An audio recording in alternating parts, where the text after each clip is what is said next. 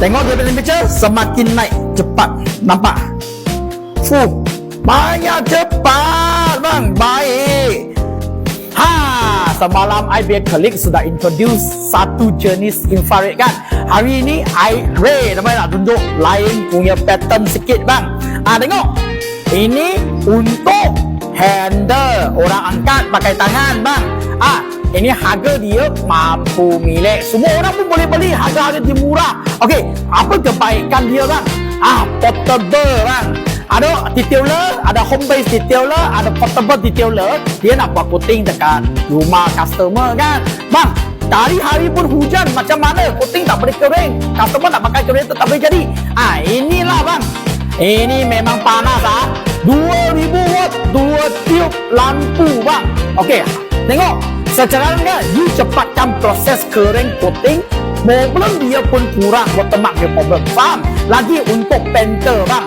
Orang yang buat portion macam bumper lah, macam headlight lah, apa-apa bang. Ini kering cepat. Maksud kerja cepat, wang pun dapat cepat bang. Faham? Okey, jom kita tengok infrared dia cara guna macam mana bang. Lain, ikut I. Okey, ini sudah plug. Belakang dia ada timer tengah on off. Okey, you on je bang. Nak pakai berapa bang? Tengok dia punya lampu. Banyak panas ni. Okey, kita tengok sini. Okey, lagi tangkap 35.5 Celsius bang. Okey, I kasih panaskan. Okey bang, tengok dia temperature semakin naik cepat. Nampak?